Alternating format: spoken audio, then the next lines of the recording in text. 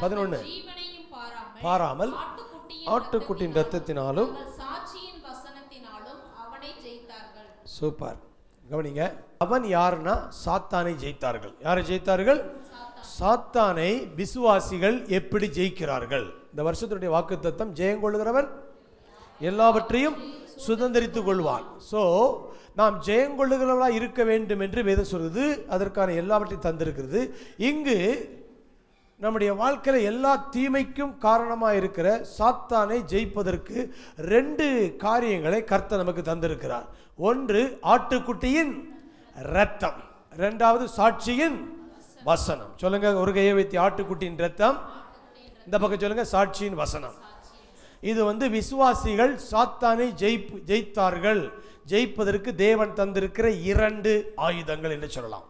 இதனுடைய பின்னணியை கொஞ்சம் நீங்கள் போய் பார்த்தீங்கன்னா, மேலிருந்து வாசிக்கலாம். 7ஆம் வசனத்திலிருந்து, வானத்திலே யுத்தம் உண்டாயிற்று, மிகாவேலும் அவனை சேர்ந்த தூதர்களும் வலு சர்ப்பத்தோட யுத்தம் பண்ணினார்கள். வலு சர்ப்பமும் அதை சேர்ந்த தூதரும் யுத்தம் பண்ணியும் ஜெயம் கொள்ளவில்லை.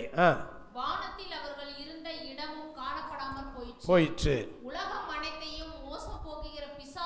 பிசாசு என்றும் சாத்தான் என்றும் சொல்லப்படுகிற பழைய பாம்பாகி பெரிய வலு தள்ளப்பட்டது. அது பூமியிலே அதனோடு சாத்தானை இயேசு சிலுவையில் மரித்த பொழுது நடந்த சம்பவங்கள் தான் இது. மிகப்பெரிய யுத்தம் உண்டாகி சாத்தான் இயேசு கிறிஸ்து சிலுவையில் மரித்த பொழுது அவன் தோற்கடிக்கப்பட்டு கீழே தள்ளப்பட்டான். இப்போ அடுத்த வசனம் 10ஆம் வசனம். அப்பொழுது வானத்திலே ஒரு பெரிய சத்தம் உண்டாகி, இப்பொழுது ரட்சிப்பும் வல்லமையும் நமது தேவனுடைய ராஜ்யமும் அவருடைய கிறிஸ்துவின் அதிகாரமும் உண்டாயிருக்கிறது. போதும். இப்போ என்ன உண்டாயிருக்குது? இயேசு சிலுவையில சாத்தானை ஜெயித்த உடனே ராஜ்யத்திலே ஒரு பெரிய மாற்றம் உண்டாயிருக்குது. அதுவரைக்கும் உலகத்துக்கு அதிபதி சாத்தான். ஆனால் சிலுவையில் அவன் தலையை நசுக்கி அவன் கீழே தள்ளிடப்பட்டபடினால இப்போ போடுகிறது, வானத்திலே பெரிய சத்தம் உண்டாகி ஒரு பெரிய டிக்ளரேஷன், ஒரு பெரிய பிரகடனம் வருது. என்ன பிரகடனம்? இப்பொழுது ரட்சிப்பும் வல்லமையும் நம்முடைய தேவனுடைய ராஜ்யமும் கிறிஸ்துவின் ராஜ்யமும் உண்டாயிருக்கிறது. இப்போ என்ன ராஜ்யம் நடக்குது சொல்லுங்க? முழு உலகத்துக்கும் கிறிஸ்துவின் ராஜ்யம் உண்டாயிருக்கிறது. இந்த ராஜ்யத்துல என்ன நடக்குது பாருங்க. இரவும் பகலும் நம்முடைய தேவனுக்கு முன்பாக நம்முடைய சகோதரர் மேல் குற்றம் சுமத்தும் பொருட்டு அவர்கள் மேல் குற்றம் சாட்டுகிறவன் தாழ தள்ளப்பட்டு போனான். இந்த இயேசு சிலுவையில ஜெயித்த பொழுது நடந்த ஒரு நிகழ்வு என்ன அப்படின்னா, நம்மை குற்றம் சாட்டுகிற சாத்தான் தள்ளப்பட்டான். இப்போ சாத்தானுடைய மிகப்பெரிய வேலை நம்மளை குற்றப்படுத்துறது. நல்ல செய்தி இந்த கேளுங்க. இன்னைக்கு முக்கியமாக சில காரியங்கள் உங்களுக்கு தெளிவுபடுத்த விரும்புகிறேன். மிகப்பெரிய அவனுடைய தாக்குதல் என்ன அப்படின்னா, அங்கே தீமையை செய்து கொண்டு தான். இப்போ அவனை கீழே தள்ளின உடனே இப்போ அவனுடைய தந்திரம் என்ன அப்படின்னா குற்றப்படுத்துவது. இந்த குற்றப்படுத்துகிற சாத்தானை தான் ஜெயிப்பதற்கு தேவன் நமக்கு 2 ஆயுதம் கொடுத்திருக்கிறாரு. ஒன்று இயேசுவின் இரத்தம், 2வது சாட்சியின் வசனம். அண்ணன், தம்பி, அம்மா, அப்பா, மாமனார், மாமியார் இவங்க நம்மளை குற்றப்படுத்துகிற ஒரு ஸ்டைல். கோர்ட்டில் எதிர்கட்சி குற்றப்படுத்துவாங்க. ஆனால் அதை விட மோசமானது நம்மையே நமக்கு விரோதமாக எழுப்பி குற்றப்படுத்த வைப்பான். நம்மையே நம்ம குற்றப்படுத்துகிற ஒரு வாழ்க்கை முறையை பிசாசு நமக்கு குற்ற மனசாட்சி. நீ சரியில்லை, நீ தப்பு பண்ணிட்ட, நீ இந்த தப்பு செஞ்சனாலும் நீ சபைக்கு போக லாய்க்கில்லை, நீ எல்லாம் ஜெபிக்க லாய்க்கில்லை, நீ எல்லாம் பாட்டு பாட லாய்க்கில்லை, நீ எல்லாம் ஊழியம் செய்ய லாய்க்கில்லைன்னு சொல்லி வெளியிருந்து வரக்கூடிய குரலை விட, குற்றப்படுத்துகிற நபர்களை விட நமக்கு உள்ளே இருந்து மரங்கொத்தி மாதிரி இரவும் பகலும், அந்த வார்த்தை இருக்குதா, இரவும் பகலும் நம்முடைய தேவனுக்கு முன்பதாக நம்முடைய சகோதரர் மேல் குற்றம் சுமத்தும் பொருட்டு அவர்கள் மேல் குற்றம் சாட்டுகிறவன் என்ன செஞ்சுட்டான்? அவனை எப்படி ஜெயிக்கிறதுக்கு தான் அடுத்த வசனம் 12ஆம் வசனம். மரணமே நேரிடுகிறதா இருந்தாலும் 11 பாராமல் ஆட்டுக்குட்டியின் இரத்தத்தினாலும். சூப்பர். கவனிங்க, உங்க மனசாட்சியில் குற்றப்படுத்துகிற சாத்தானுடைய ஒரு மரங்கொத்தி எப்போதும் கொத்தி கொண்டே இருக்குது. இதை சைலன்ஸ் பண்ணவே முடியல. ரட்சிக்கப்பட்டு பல வருஷம் ஆனாலும் எனக்குள்ள நான் திருநெல்வேலியில் ரொம்ப அட்டகாசம் பண்ண வாலிப பையன் நான். ஓகே, அப்புறம் இங்கே சென்னை வந்து நான் ஊழியெல்லாம் ஜெபத்தில் வந்தாலும் ஊழியத்துக்கு வந்த பிறகு கூட பிசா சொல்லுவோம், ஏய் அங்கே எல்லாம் பண்ணிட்டு இங்கே வந்து நீ பாஸ்டர் மாதிரி வேடம் போட்டுருக்கிறியா, நீ பண்ண நீ இப்போ யார் தெரியுமா அப்படின்னு சொல்லி குற்றப்படுத்தி எத்தனையோ தடவை ஒரே குற்றத்துக்காக பாவத்துக்காக அறிக்கை செஞ்சாலும் அது மறுபடியும் அந்த மனசாட்சி ஆகப்பட்டது குதிக்கிட்டே இருக்கு. இதுக்கு ஒரு சைலன்ஸே வரல. இந்த மனசாட்சியை அமைதிப்படுத்தக்கூடிய வல்லமை எங்கே இருக்குது அப்படின்னு எனக்கு வந்து அந்த நேரத்தில் சின்னமலை சபையிலேருந்து ஒரு பிரிண்டட் விசுவாச அறிக்கை ஒரு புத்தகம் வந்துச்சு. அந்த புத்தகத்தினுடைய முக்கியமான என்னென்னா, எனக்காக சிந்தப்பட்ட இயேசுவின் இரத்தத்தை எடுத்து நான் உம்மை தொழுது கொள்கிறேன், எனக்காக சிந்தப்பட்ட இரத்தத்துக்காக ஸ்தோத்திரம், நான் செய்த எல்லா பாவத்துக்காக இயேசுவின் இரத்தம் சகல பாவங்களை நீக்கி என்னை சுத்திகரித்தபடியால் ஸ்தோத்திரம் அப்படின்னு சொல்லி இரத்தத்தினால் வரக்கூடிய எல்லாவற்றையும் குறித்து ஒரு அறிக்கை புத்தகம் இருந்தது. அதை டெய்லி படித்து அது சைலன்ஸ் ஆகி அதுக்கப்புறம் நான் வந்து குற்றமில்லாத ஒரு மனசாட்சி உடையவனை வாழக்கூடிய ஒரு சீசனை பார்த்தேன். நல்லா கவனிங்க, நீங்கள் அமைதியாக இருந்தால் கூட உங்கள் மனசாட்சி அமைதியாக இருக்காது. செய்ததும் செய்யாததும் நடந்ததும் நடக்காததோ வாழ்க்கை நடந்த எல்லாத்துக்கும் நாம தான் குற்றவாளிங்கிற மாதிரி பிசாசு நம்ம காதில் ஒரு பொய் சொல்லிட்டே இருக்கிறான். அம்மா அப்பா சண்டை போட்டால் கூட நான் ஏதோ தப்பு பண்ணிட்டேன். பிள்ளைகளுடைய மைண்டில் நல்லா கவனிங்க. உங்கள் பிள்ளைங்க சின்ன பிள்ளைங்க இருக்கிறாங்கன்னா நான் சொல்கிறத நல்லா கவனிங்க. பெற்றோர் நீங்கள் ஏதோ ஒரு காரணத்துக்கு சண்டை போடலாம், ஏதோ பணப்பிரச்சனை குறித்து, கடன் பிரச்சனை குறித்து, வாடகை பிரச்சனை பேசலாம். நீங்கள் சண்டை போடும்போது அந்த 8, 9, 10, 15, 16, 17, 18, 20 வயசு பிள்ளைங்களுடைய மனசில் எப்படி இருக்குன்னா, ஐ ஆம் ராங், நான் தப்பு, அதனால தான் அம்மா அப்பா சண்டை போடுறாங்க அப்படி ஒரு பையன் விதைக்கிறான். உங்க வீட்டில் நடக்கிற எல்லா தீமைகளுக்கும் பிசாசு அந்த பிள்ளைகளுடைய இருதயத்தில் அவர்கள் தப்பா, அவங்க இந்த வீட்டுக்கு தேவையில்லாத தவறான, அவங்க தவறு தான், அவங்க தான் மிஸ்டேக்ங்கிற மாதிரி விதைக்கிறான். அது போக நம்ம வாழ்க்கையில் நடந்த அபியூஸ், அசம்பாவிதங்கள், பல நிகழ்வுகள் எல்லாமே அது நடந்திருக்க கூடாது, நான் அந்த கல்யாணம் பண்ணிருக்க கூடாது, நான் அந்த நல்ல தீர்மானம் எடுக்க வேண்டிய நாட்களில் தவறான தீர்மானம் எடுத்ததற்காக வாழ்நாள் முழுவதும் சித்திரவதை படுத்துகிற ஒரு சாத்தானுடைய கொட்டுகிற தூதன் இருந்து வந்து குற்றப்படுத்திட்டே இருக்கிறான். நீ முட்டாள்தனம் பண்ணிட்ட, நீ தப்பு பண்ணிட்ட. நல்ல கவனிங்க, என்றைக்கு இயேசுவிடத்தில் வந்து அவர் இரட்சகராக ஏற்றுக்கொண்டு நம்முடைய பாவத்தை அறிக்கையிட்டு அவரை நீதிபரராக, இரட்சகராக, ஆண்டவராக ஏற்றுக்கொண்டு உங்களை அவருடைய பிள்ளையை அவர் ஏற்றுக்கொண்டதை அங்கீகரிச்சிங்களோ அன்றைக்கே அவர் முழுவதுமாய் மன்னித்து மறந்துட்டாரு. கையை தட்டுங்க. அவரை கடலின் ஆழத்தில் போட்டே சொல்லிட்டாரு. மேற்குக்கு கிழக்கு எவ்வளவு தூரமோ அவ்வளவு தூரமா புறக்க தள்ளிட்டேன்னு சொல்லிட்டாரு. ஆனா அவர் சொன்னாலும் உங்க காதுல வந்து ஒரு விஸ்பர், ஒரு விஷவாயு கசிவு, ஒரு பொய் வந்து ஊதிக்கிட்டே இருக்கிறான். இல்லை, நீ சரியில்லை, நீ நல்லா இல்லை, நீ யோக்கியம் இல்லை, நீ நல்லவன் இல்லை, நீ எல்லாம் அவ்வளவு நல்லவன் கிடையாது, ஆண்டவர் ஒன்னே மன்னிக்கிற அளவுக்கு அவர் ரொம்ப நல்லவர்லாம் கிடையாது அப்படி சொல்லி உங்களை குற்றப்படுத்திட்டு இருப்பான். இந்த குற்ற மனசாட்சியை தான் நான் பேச போறேன். நல்லா கவனிங்க. இந்த குற்ற மனசாட்சியை சைலன்ஸ் பண்ணக்கூடிய பவர் எங்க இருக்குது அப்படின்னா, இயேசுவின் ரத்தம். சொல்லுங்க, இயேசுவின். இது இந்த 40 நாள் லெந்து டேஸ்னால இதை பேசுறது சரியா இருக்கும்னு நான் நினைக்கிறேன். நல்லா கவனிங்க. இந்த 2 பாயிண்ட்ல மட்டும் முதல்ல கவனிங்க. ஆட்டுக்குட்டியின் ரத்தத்தினாலும், நான் இதை படித்த உடனே கர்த்தர் ஒரு வெளிச்சம் கொடுத்தேன். என்ன தெரியுமா? ஆட்டுக்குட்டின் ரத்தம்னா சிலுவையில் எனக்காக எல்லாம் இயேசு செய்து முடிச்சிட்டார். கைத்தட்டுங்க. என்னுடைய எல்லா பாவ கடனை கேன்சல் பண்ணிட்டாரு. எனக்கு வரக்கூடிய சாபம் தீர்க்கப்பட்டது, எல்லாம் ஃபினிஷ்டு.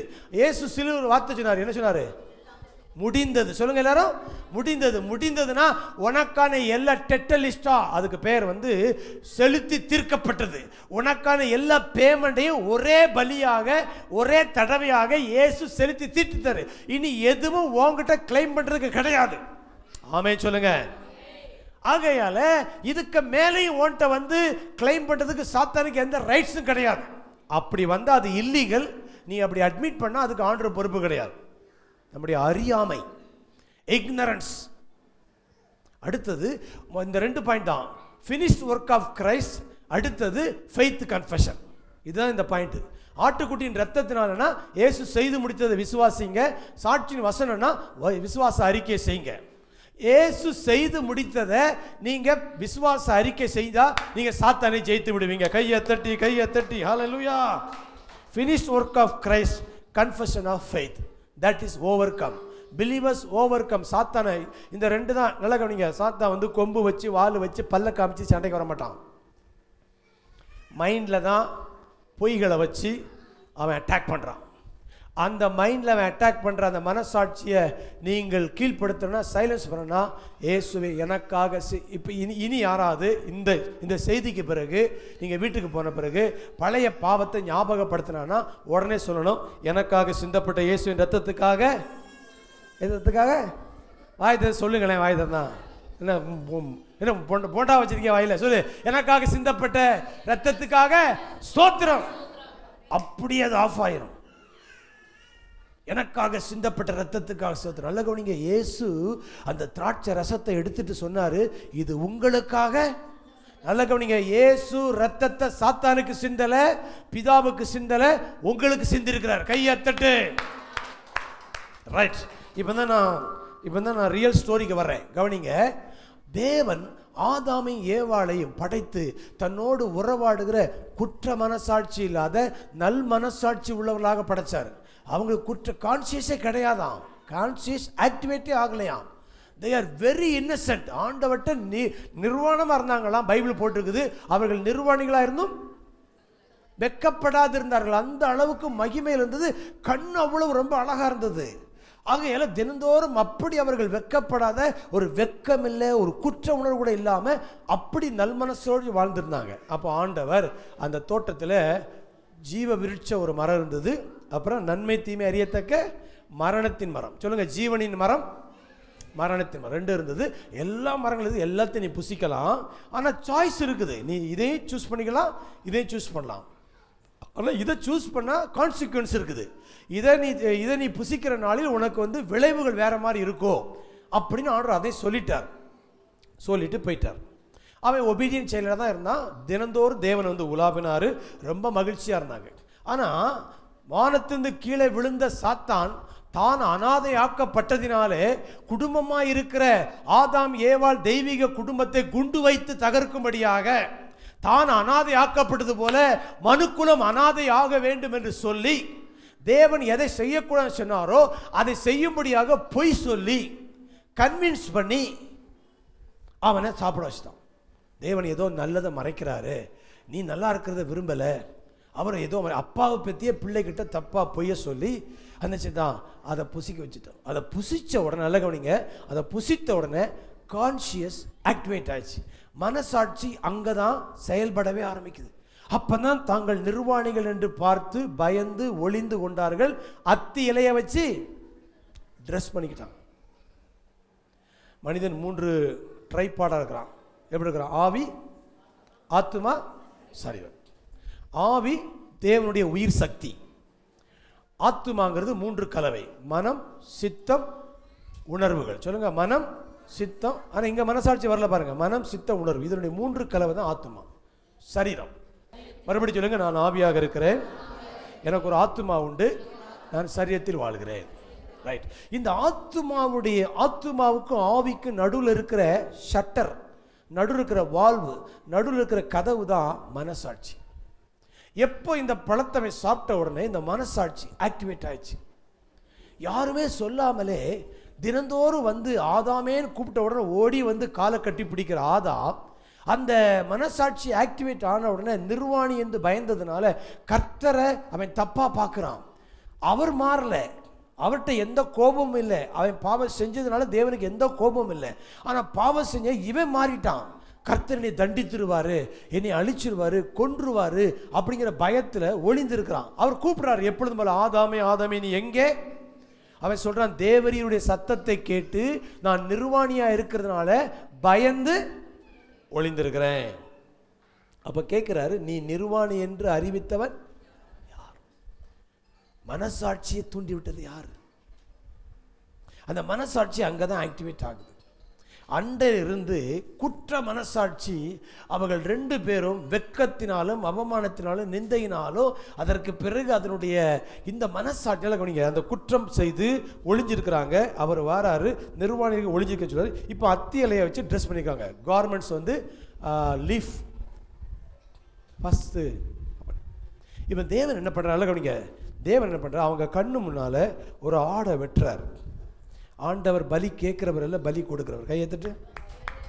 நம்முடைய கடவுள் ரத்த காட்டேரி கிடையாது, வேம்பயர் கிடையாது. ரத்தம் கொடுன்னு கேட்கிறவருடைய ரத்தத்தை கொடுத்தவர். ஒரு ஆட்டை வெட்டுறார். வெட்டின உடனே அவன் தான் செஞ்ச தப்பை பார்க்குறான்.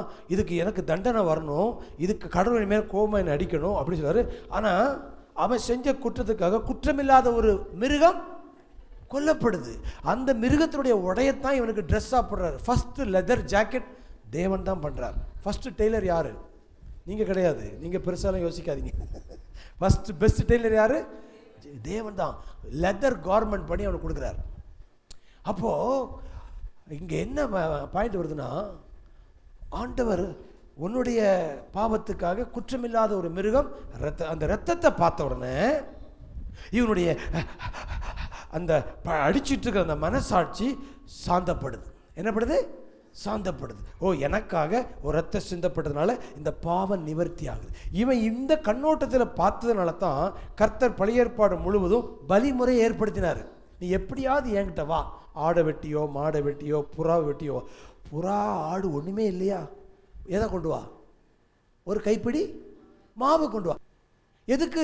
புறா ரத்தத்தை பார்த்தா தான் அவருக்கு வந்து நீ என்கிட்ட வரணும், நீ எப்படியாவது என்கிட்ட வரணும், ரத்தத்தை பார்த்தா தான் வரேன்னு சொல்றியா? சரி, ரத்தத்தை கொடுத்தா வா, மாவு கொண்டு வா. அப்படின்னா தேவன் ரத்தம் கேட்கிறவர் அல்ல, உறவு. கையை தட்டு அல்லையா, அவருக்கு நீ வரணும், அவரோடு நீ இருக்கணும், உன்னை பக்கத்தில் கூடுறாரு.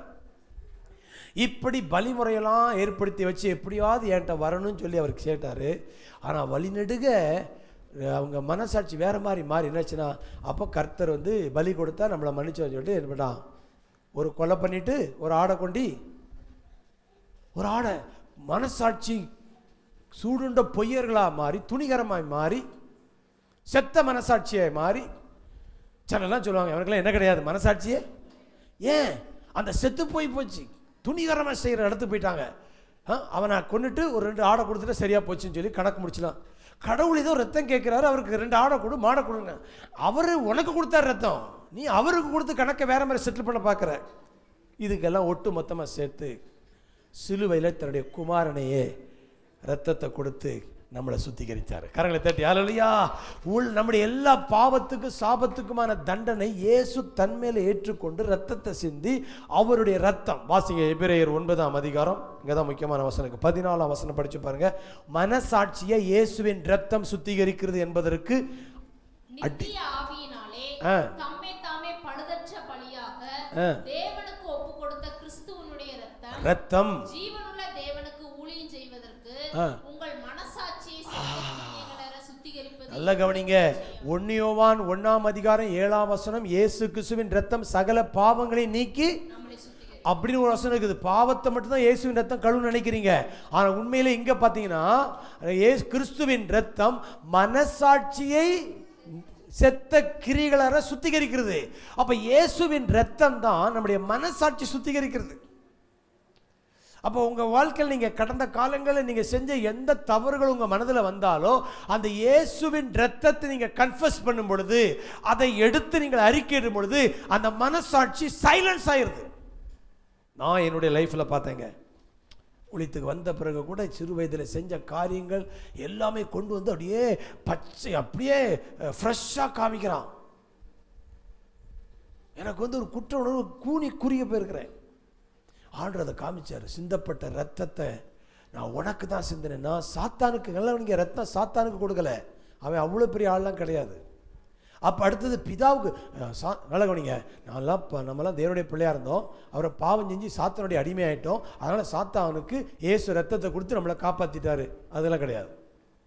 அடுத்தது நம்ம பாவம் செஞ்சிட்டோம், பிதா ரொம்ப கோவப்பட்டார், கடுப்பில் இருக்கிறாரு, அதனால் அவர் நம்மளை கொல்ல வேண்டிய இடத்துல யார் உள்ள வந்துட்டா? இயேசு உள்ள. அவர் ரத்த காட்டேரி கிடையாது. பெந்தேகோஸ்தே சபைகளில் சொல்லப்படுகிற வித்தியாசமான சத்தியங்களை சொல்லிட்டு இருக்கிறேன். ரத்தம் பிசாசுக்கு கொடுக்கப்படல, ரத்தம் பிதாவுக்கும் கொடுக்கப்படல. ரத்தம் உங்க மனசாட்சிக்கு. கையத்தட்டு கையத்தட்டு. ஹல்லேலூயா. உங்க மனசாட்சியை சாந்தப்படுத்த, அப்பீஸ் பண்றதுக்கு, சைலன்ஸ் பண்றதுக்கு சிந்தப்படுத்த ரத்தம் இங்க போட்டுருக்கு பாருங்க. கிறிஸ்துவினுடைய ரத்தம் மனசாட்சியை சுத்திகரிப்பது எவ்வளவு நிச்சயம். அப்ப நீங்க எப்பொழுதெல்லாம் உங்க மனசாட்சியில குற்ற உணர்வு வருதோ அப்பொழுதெல்லாம் இயேசுவின் இரத்தத்தை டிக்ளேர் பண்ணுங்க, கன்ஃபஸ் பண்ணுங்க. இன்னொரு வசனம் காமிக்கட்டுமா? ரோமர் 8:33 பாருங்க. தேவன் உங்களை நீதிமான் ஆக்கின பிறகு உங்களை குற்றம் சாட்ட எவனுக்கு ரைட்ஸ் கிடையாது. சூப்பரான வசனம். தேவன் தெரிந்து கொண்டவர்கள் மேல் குற்றம் சாட்டுகிறவன் யார்? தேவனே அவர்களை நீதிமான்கள் ஆக்குகிறவர். கையை தட்டு கையை தட்டு. ஹல்லேலூயா. கையை வைத்து சொல்லுங்க, நான் நீதிமான். சொல்லுங்க, நான் நீதிமான். ஹல்லேலூயா. நிறைய சபைகள் இந்த வார்த்தையை சொல்ல முடியல, மக்கள் கையை உயர்த்த மாட்டேங்கிறாங்க. ஏன்னா எப்படி பாஸ்டர் நீதிமான் சொல்ல போச்சு? அதெல்லாம் சொல்லக்கூடாது. அதெல்லாம் மிஞ்சின பரிசுத்தவான் மாதிரி பேசுகிற மாதிரி இருக்குது. பொய்களால் நம்ம கேட்டு கேட்டு நம்ம வேற மாதிரி ரிஜிஸ்டர் பண்ணிட்டோம். பைபிள் சொல்லுறதுக்கு நீதிமான் ஆக்கி இருக்கிறாரு. நீங்க நீதிமான் ஆக்கப்பட்டீர்கள், ஆவீர்கள், இதெல்லாம் இல்லை, ஆக்கப்பட்டீங்க. இந்த 2 வசனம் காமிக்கிறேன் பாருங்க. 9ஆம் அதிகாரம் எபிரேயர் 20ஆம் வசனம் வாசிங்க. 9:20 என்ன போட்டிருக்குது? தேவன் உங்களுக்கு கட்டளையிட்ட உடன்படிக்கின்ற நல்ல கவனி. இயேசுவின் ரத்தம் என்ன ரத்தம்? உடன்படிக்கின் ரத்தம். இதுவே என்று சொன்னான். இவ்விதமாக கூடாரத்தின் மேலும் ஆராதனைக்குரிய சகல பணிமுட்டுகளின் மேலும் ரத்தத்தை தெளித்தான். நியாயப்பிரமாணத்தின்படி கொஞ்சம் குறைய எல்லாம் ரத்தத்தினால் சுத்திகரிக்கப்படும். ரத்தம் சிந்துதல் இல்லாமல் மன்னிப்பு எல்லா மதத்திலும் இருக்கிற ஒரு கோட்பாடு இது. ஆனா கிறிஸ்தவத்திலே இது இருக்குது. ஆனா இது என்ன அப்படின்னா, இது கடவுளுக்கு ரத்தம் சிந்தி மன்னிப்பு நம்ம வாங்குற மாதிரி அந்த எக்ஸ்சேஞ்ச் கிடையாது. இது நாம கடவுளுக்கு கொடுத்த ரத்தம் கிடையாது. கடவுள் நம்முடைய மனசாட்சி சாந்தப்படுத்த சிந்தின ரத்தம். அல்லேலூயா. அதனால தான் லூக்கா 22ஆம் அதிகாரத்தில் அவர் அப்பத்தை எடுத்து, அவர் பாத்திரத்தை எடுத்து, இந்த வசனத்தை படிச்சு பாருங்க. யாருக்கு ரத்த சிந்தின பைபிள் தெளிவாக எழுதிக்கு பாருங்க. லூக்கா 22:19-20 என்ன போட்டிருக்கு? பின்பு அவர் அப்பத்தை எடுத்து ஸ்தோத்திரம் பண்ணி அதை பிட்டு அவர்களுக்கு கொடுத்து, இது உங்களுக்காக, அண்டர்லைன் உங்களுக்காக. இது பிசாசுக்கு, இது பிதாவுக்கு இல்லை. இது யாருக்கு? உங்களுக்காக கொடுக்கப்படுற என்னுடைய சரீரமாய் என்னை நினைவுறும்படி இதை. அடுத்த வசனம். போஜனம் பண்ணின பின்பு அவர் அந்தப்படியே பாத்திரத்தையும் கொடுத்து, இந்த பாத்திரம் உங்களுக்காக சொல்லுங்க எல்லாரும், உங்களுக்காக சிந்தப்படுகிற என்னுடைய ரத்தத்தினால. புதிய உடன்படிக்கையா இருக்கிறது. சொல்லுங்க, ரத்தம் யாருக்கு சிந்தப்பட்டது? எனக்காக. சொல்லுங்க, எனக்காக. என்னுடைய மனசாட்சியை சுத்திகரிப்பதற்கு சிந்தப்பட்டது ரத்தம். அல்லேலூயா. ஆகையால இயேசுவின் ரத்தமே என் மனசாட்சி சுத்திகரிக்கிற அப்படினால இனி எந்த ஒரு பொய்யினாலும் என்னை குற்றப்படுத்த நான் அனுமதிக்க மாட்டேன். தேவன் தெரிந்து கொண்டவர்கள் மேல் குற்றம் சாட்டுகிறவன் யார் கேட்கிறாரு. எந்த நீதிமன்றத்தில் கூட உன்னை குற்றப்படுத்த முடியாது இந்த உலகத்தில். ஏன்னா அந்த குற்றப்படுத்துற சாத்தானே கீழே தள்ளிட்டாரு. இனி உன் மனசாட்சிக்குள்ள உட்கார்ந்து குத்துறான் பாரு, அதை நீ சைலன்ஸ் பண்ணு. எடு ரத்தத்தை, கன்ஃபஸ் பண்ணு, டிக்ளேர் பண்ணு. அவன் வந்து எதையாவது உன்னை, அதாவது நம்ம நாட்டுக்கு வந்த ஒரு பெரிய முக்கியமான வில்லியம் கேரி இல்லை, பைபிளில் முதல்ல மார்ட்டின் லூத்தர் ஒரு ஆர்சி துறவி. அவர் வந்து இந்த விசுவாசத்தின் நீதிமான் பிழைப்பான்னு சொல்லி இந்த புது உடன்படிக்கையினுடைய சத்தியத்தெல்லாம் எழுதிட்டு இருக்கும்போது ஒரு நாள் அவருடைய வீட்டில் உட்காந்து சிகப்பு மைக் பாட்டில் அப்புறம் அதை தொட்டு எழுதிட்டு இருக்கிறார். எழுதிருக்கும்போது பிசாசு வந்து எதிரில் செவத்தில் வந்து இவர் சின்ன வயசுலேருந்து செஞ்ச பாவத்தை எல்லாம் அப்படி எழுதுறான். இவர் கொஞ்ச நேரத்தில் இதை எழுதுனவர் அதை பார்த்துக்கிட்டு ஆமாம் ஆமாம் ஆமாம் அது கரெக்ட் தான், இது கரெக்ட் தானே இப்படி சொல்லுவோம். ஆவியான சொன்னாராம், டேய் அதெல்லாம் நான் சிலுவையில் அந்த பாவத்துக்கெல்லாம் சிலுவையில் மொத்தமாக நினைச்சிட்டேன், நான் பே பண்ணிட்டேன்டா அப்படின்னு சொன்ன உடனே இந்த ரெட் இங்கு பாட்டில் எடுத்து ஓங்கி செவத்தில் அடித்தாராம். இயேசுவின் ரத்தம் சகல கையத்தட்டு. அல்லேலூயா. எப்பமெல்லாம் கடந்த கால பாவத்தை பிசாசு ஞாபகப்படுத்துறானோ அப்ப நீங்க சொல்லுங்க, இயேசுவின் ரத்தம் என்னை வாஷ் பண்ணிடுச்சு. இன்னொரு வசனம் காமிக்கட்டுமா? நீங்கள் நீதிமான் ஆக்கப்பட்டுட்டீங்கன்னு பைபிள் இருக்கு பாருங்க. எபிரேயர் 10:10. எபிரேயர் 10:10 என்ன போட்டிருக்குது? இயேசு கிறிஸ்துவினுடைய சரீரம் ஒரே தரம் பலியிட்டதனாலே சித்தத்தின்படி நாம் பரிசுத்தமாக்கப்பட்டிருக்கிறோம். பரிசுத்தமாக்கப்படுவோம் போட்டிருக்குதா? பட்டிருக்கிறோம் போட்டிருக்குதா? கையை வைத்துங்க. நான் பரிசுத்தமாக்கப்பட்டிருக்கிறேன், நான் சுத்திகரிக்கப்பட்டிருக்கிறேன், நான் மன்னிக்கப்பட்டிருக்கிறேன், நான் நீதிமானாக்கப்பட்டிருக்கிறேன். அல்லேலூயா. இன்னைக்கு கிறிஸ்தவர்களை நொண்டியாக்கிட்டான், முட்டமாக்கி வச்சுட்டான். அவர்களால் நெஞ்ச நிமித்து நிற்க முடியல, குற்ற உணர்வு. ஆனா இன்னைக்கு ஒரு தீர்மானத்துக்கு வாங்க, இனிமேலும் சாத்தனுடைய பொய்க்கு நான் ஆமாஞ்சாமி போட மாட்டேன், வசனத்தை எடுத்து நான் எதிர்த்து நிற்பேன். அல்லேலூயா. இயேசுவின், அதனால தான் இயேசுவின் ரத்தம் ஜெயங்கிற வார்த்தையை கிறிஸ்தவங்க பயன்படுத்துறாங்க. ஏன்னா இந்த வசனத்தை தான் சொல்லுது. எபிரேயர் 12:11 ஆட்டுக்குட்டியின் ரத்தத்தினாலே ஜெயித்தார்கள், இயேசுவின் ரத்தம் ஜெயம். அல்லேலூயா. அதே அதிகாரத்தில் 14ஆம் வசனம் வாசிங்க. 14, 10ஆம் அதிகாரம் 14. ஏனெனில் பரிசுத்தமாக்கப்படுகிறவர்களை ஒரே பலியினாலே இவர் என்றென்றைக்கும் பூரணப்படுத்தி இருக்கிறார். என்ன சொல்லுது? என்றென்றைக்கும் பூரணப்படுத்தி இருக்கிறார். படுத்துவாரா? படுத்திருக்கிறார். நிறைய பேர்லாம் நீங்க நம்மெல்லாம் பரிபூர்ணமாக முடியாது, பூரணமாயிட்டு நம்ம எங்க போயிடணும்? பர்வதத்துக்கு போயிடணும். அந்த பூமியில் இருக்கிற வரைக்கும் இங்கே கொஞ்சம் பீ ஓட்டிகிட்டு இருக்கும், இங்கே கொஞ்சம் சாணம் ஓட்டிகிட்டு இருக்கிறோம். பூர்ணமாயிட்டா எங்கே போயிடும்? பூர்ணமான யாரும் இந்த உலகத்தில் முடியாது. ஏய் ஓங்கி அடிச்சிருவேன். பைபிள் எப்படி இருக்குது? பூரணப்படுத்தி இருக்கிறார். கையை தட்டு. அல்லேலூயா. நான் பூரணமாக்கப்பட்டவன். கையை வச்சு சொல்லுங்க, நான் பூரணமாக இருக்கிறேன். பிதா பூரண சர்க்குணராய் இருக்கிறது போல நீங்களும் பூரண சர்க்குணராய் பூமியில் இருங்கன்னு சொல்லியிருக்கிறாரு. மண்டையை போட்டு பரலோகத்துக்கு வந்து நீ ஏன் பூரணமாக இருக்கணும்? நான் சொல்கிறேன், நான் பரிபூர்ணமாக இருக்கிறேன். நீங்கள் சொல்ல சொல்ல பரிபூர்ணமாக மாறிடுவீங்க. அல்லேலூயா. இருட்டடிப்பு செய்யப்பட்டிருக்கிறது. பிசாசு நிறைய வசனத்தை கண்ணை மறைச்சிட்டான். நான் பரிசுத்தமாக்கப்பட்டிருக்கிறேன், நான் நீதிமான் ஆக்கப்பட்டிருக்கிறேன், பூரணமாக இருக்கிற சொல்லுக்கு வாய் வரமாட்டேங்குது. ஆனால் பைபிள் சொல்லுது, நான் சொல்ல, உங்கள் ஃபீலிங்கை விட உங்கள் உணர்ச்சியை விட சத்தியம் ரொம்ப வல்லமை உள்ளது. அதுல சத்தியத்தை கன்ஃபஸ் பண்ணுங்க. சத்தியம் இப்படி சொல்லுது, பைபிள் சொல்லுதுப்பா. ஈபிகோ சட்டத்தின்படி இப்படி சொல்லும் பொழுது நான் ஏன் குற்ற உணர்வு வாழணும்? நீதிமானாக்கப்பட்டிருக்கிறேன். அல்லேலூயா. மன்னிக்கப்பட்டிருக்கிறேன். என்ன பட்டிருக்கிறேன்? மன்னிக்கப்பட்டிருக்கிறேன். சரி, இப்போ அழகான ஒரு வார்த்தை எடுத்து காமிக்கிறேன் பாருங்க. அந்த அதே 10ஆம் அதிகாரத்தில் சூப்பராக இருக்கிற 2 வசனம் இருக்குது. 16, 17 10, 16, 17.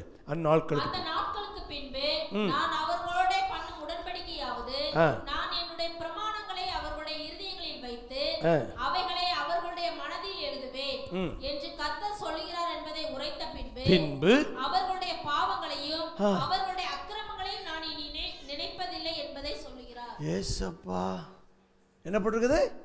பாவங்களையும் அக்கிரமங்களையும் நினைப்பது இல்லை. நான் கேட்கிறேன் ஒரு கேள்வி. கர்த்தரே நினைக்கல, நீ ஏன்? புரியுதா புரியலையா? கர்த்தர் சொல்ல நான் நினைப்பதில்லைன்னு சொல்லி அவர் முற்றுப்புள்ளி போட்டுட்டாரு. ஆனால் நீ தான் கமா போடுற. ஆனால் பிசாசு நினைப்புடுறான். கர்த்தர் சொல்ல நான் அந்நாட்களுக்கு பிறகு நான் உன் மேலே கவுண்டிங்கே கிடையாது, பாவத்தை உன் கணக்கிலே கிடையாது, எல்லா கணக்கையும் ஆண்டவர் மேலே வச்சுட்டேன், இயேசு மேலே வச்சுட்டேன், உன் மேலே எல்லாமே ஹோலினஸ் தான், பிளஸ்ஸிங் தான் கவுண்டிங்கில் கொடுக்கப்படுகிறார். பாவத்தை நினைக்க மாட்டேன் சொன்னார். கர்த்தர் சொல்கிறாரு, நானே நினைக்கிறது இல்லை, நீ ஏன் நினச்சிட்டு இருக்கிறீங்க? இன்றைக்கி நிறைய பேருடைய வியாதி என்ன தெரியுமா? எப்பமோ செஞ்சதை வச்சு இன்றைக்கு குடும்ப வாழ்க்கையில் அவங்க தடுமாறாங்க. அவங்க வாழ்க்கையில் அந்த காயங்கள், அந்த நிகழ்வுகள் வந்து அப்படியே பிசாசு அப்படியே ஆம்பிளிஃபையர் வச்சு சத்தம் போட்டு கிடக்கிறான், பொய்யை ஊதுறான். அதையும் கேட்டுக்கிட்டு அது உண்மை நினச்சிக்கிட்டு இருக்கிறோம். ஆனால் சத்தியம், எழுதி கொடுத்த சத்தியத்தை விட்டுட்டோம். சொல்கிறேன் கேளுங்க. இன்னைக்கு காலையில் கூட ஒருவேளை ஏதாவது வீட்டில் கத்திக்கிட்டு வந்திருந்தா கூட இந்த இடத்துல நீங்கள் ஆராதிக்கிற வேலை கர்த்தர் உங்களை மன்னிச்சு நீதிமான் ஆக்கியிருக்கிறாரு. அவருடைய எந்த பொய்யை நீங்கள் கேட்டு அதற்கு நீங்கள் ஆமா சாமி போடாதீங்க, நான் மன்னிக்கப்பட்டேன். நீதிமான், ஒருவேளை நான் நீதிமான் ஆன பிறகு 7 தடவை விழுந்துட்டேன். பைபிள் சொல்லுது நீதிமான். எங்கள் ஸ்டைல் இது. நாங்கள் அப்பப்போ நினச்சிவோம் நாங்கள் நீதிமான் தான் நினச்சிவோம், அப்பப்போ விழுவோம். அது எங்கள் பிரச்சனை. நீ ஏன்டா உள்ள வர்ற? அப்பா வீட்டில் நாங்கள் விழுவோம், டான்ஸ் எடுப்போம். நல்ல கவனிங்க, இன்னொரு வசனம் எண்ணாகமத்தில் இருக்குது. அந்த வசனம்லாம் கேட்டிங்கன்னா நீங்கள் பதறி போயிருவீங்க. இஸ்ரவேலிலே தேவன் அக்கிரமத்தை பார்ப்பதில்லை, கண்டுக்க மாட்டாராம். இது பாவம் செய்கிறதுக்கு சலுகை கொடுக்குறான்னு நினைக்காதீங்க. அவர் கிவ் ரூம், கிவ் ஸ்பேஸ் அப்படின்னு சொல்கிறாங்க. Give space for mistakes. சில குறைகள், சில தடுமாற்றங்கள் இருக்க தான் செய்யும்.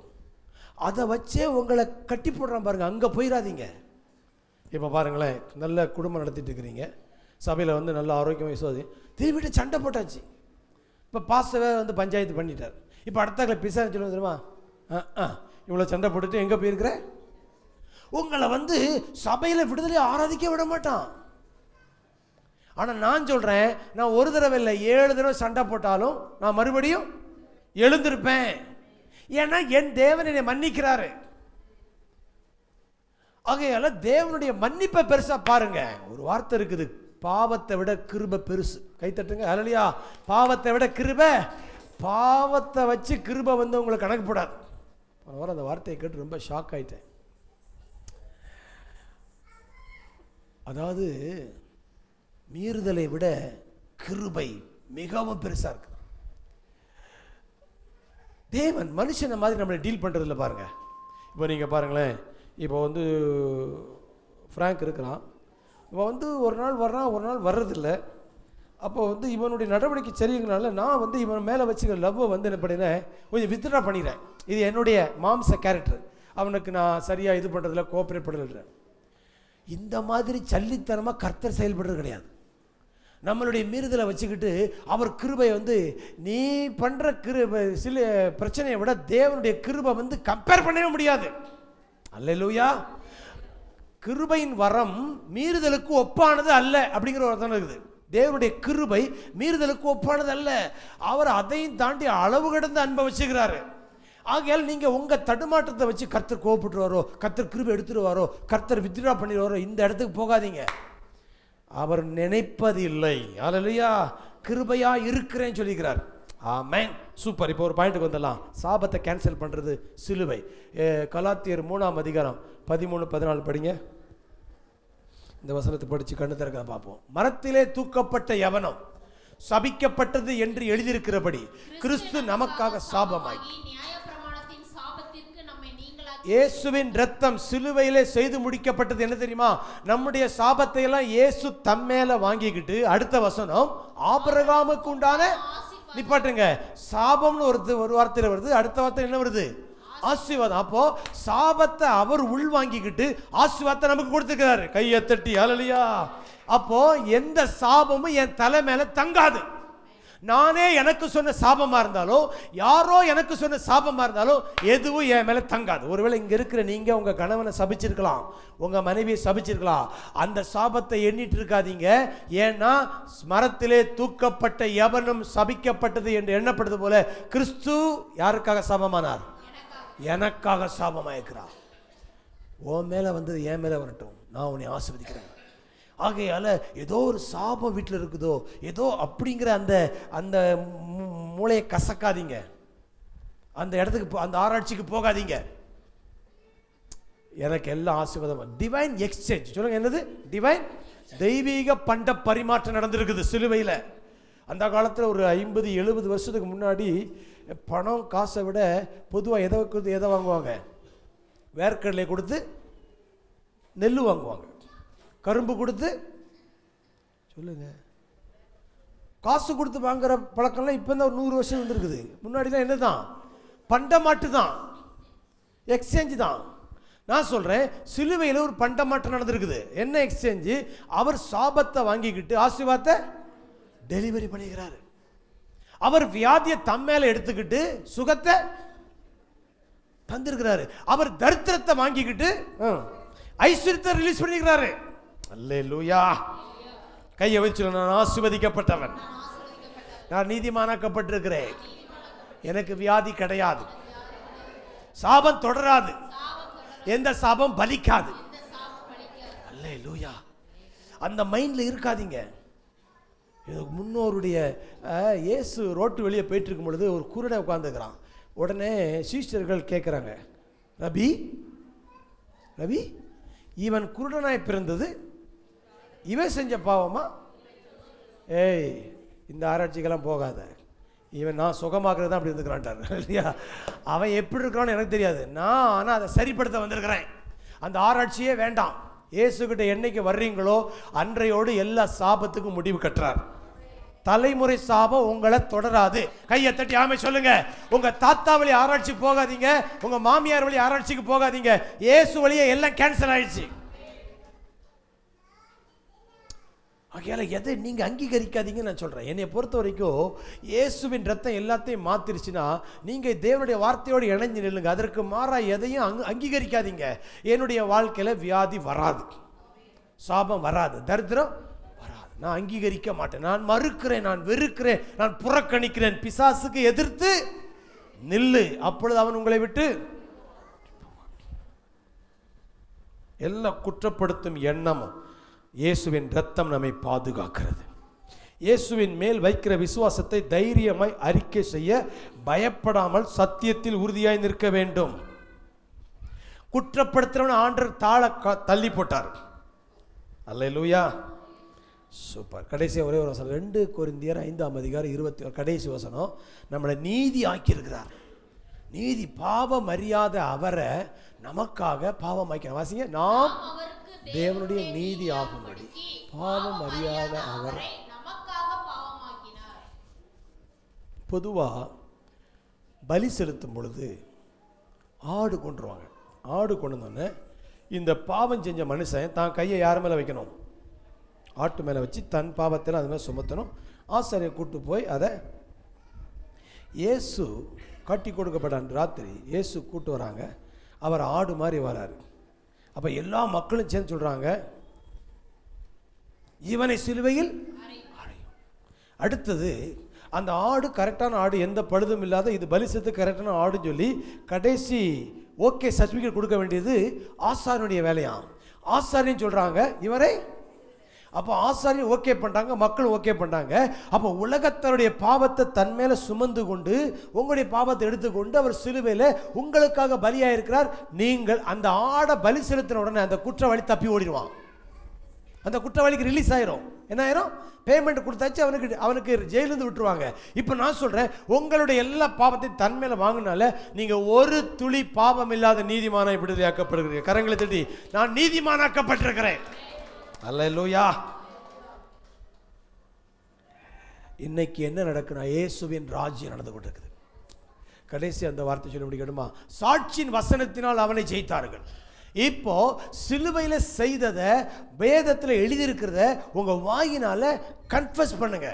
கன்ஃபெஷன் ரொம்ப முக்கியம். எப்பொழுதெல்லாம் நடக்கும்? குற்றப்படுத்துகிறது ஒரு குரல், அதற்கு எதிர்குரல் கொடுப்பது, அதற்கு எதிர்வாதம் பண்ணுவது விசுவாச அறிக்கை. கையை தட்டு, கையை தட்டு, நல்ல தட்டு, புரிஞ்சாலும் புரியாட்டாலும் தட்டு, அது உள்ள இறங்கட்டும் உனக்குள்ள. அல்லேலூயா. என்ன சொன்னேன்? குற்றப்படுத்துவது ஒரு குரல், அதற்கு எதிர்த்து குரல் கொடுப்பது விசுவாச அறிக்கை. எப்பொழுதெல்லாம் உனக்கு நீ சரியில்லை, நீ நல்லா இல்லைன்னு சொல்றோம், அப்ப நீ சொல்லணும், நான் நீதிமான், நான் தேவனுடைய சொன்னே, அந்த குரலுக்கு எதிர்த்து உன் குரல் ஓங்கி இருக்க வேண்டும். வீட்டுக்குள்ள சொல்லுங்க, நடக்கும் பொழுது பேசுங்க. எப்பெல்லாம் அவனுடைய குரல் வருதோ அப்பமெல்லாம் சைலன்ஸ் பண்ணுங்க. அதுக்கு தான் கத்தர் கொடுத்துக்கிறாரு. குற்றப்படுத்துறவனை கீழ்ப்படுத்துவதற்கு வசனத்தை கன்ஃபஸ் பண்ணுங்க. நான் கூகுளில் போய் இதை ஓப்பன் பண்ணேன். நீங்கள் கூகுளில் இருந்தால் ஓப்பன் பண்ணி ரெவலேஷன் 12:11 அடிச்சு பாருங்க. அதில் போட்டிருக்குது, பிலீவர்ஸ் ஹவு தே ஓவர் கம்ங்கிற வார்த்தைக்கு சாதாரண கூகுளில் போட்டிருக்குதுங்க கன்ஃபெஷன். கன்ஃபெஷன், பிளட்டை கன்ஃபஸ் பண்ணுங்க, வேர்டை கன்ஃபஸ் பண்ணுங்க. நீங்க அந்த பொய்யை விட பொய்க்கு அவ்வளவு சத்தம் இருக்குமானா? அல்லேலூயா. சத்தியத்தை உறக்க சொல்லுங்கள். தேவன் என்னை பத்தி அப்படி சொல்லியிருக்கிறாரு, என்னை நீதிமான் ஆக்கி இருக்கிறாரு, நான் மன்னிக்கப்பட்டிருக்கிறேன். ஏன் அதை போய் வெக்கப்படுறீங்க? அவன் இல்லாதது பொல்லாததையெல்லாம் சேர்த்து உன் மேல குற்றப்படுத்துறதுக்கு அவ்வளவு சவுண்ட் இருக்குன்னா, அதை விட இயேசுவின் ரத்தம், ஆபேலின் ரத்தத்தை விட சத்தமா பேசுது. அல்லேலூயா. எடுத்து பேசுங்க, அது அடங்குற வரைக்கும் பேசுங்க, அதை அமைதிப்படுத்துங்க. அல்லேலூயா. தேவனுடைய ரத்தத்தை நீங்கள் அறிக்கையிடுவது தான் உங்கள் வாழ்க்கையில வெற்றியின் ரகசியம். ஜெயித்தார்கள். சொல்லுங்க, என்ன ஜெயிக்கிறதுக்கு தேவன் வாயை கொடுத்துக்கிறார். வார்த்தை தான் பட்டயம், வாய் தான் கூர்மையான ஆயுதம். சாத்தனுடைய எல்லா ஆயுதத்தை விட உங்க வாயிலிருந்து வரக்கூடிய இயேசுவின் ரத்தம், கர்த்தருடைய வார்த்தை, அது இருபுறமும் கருக்குள்ள பட்டயம்.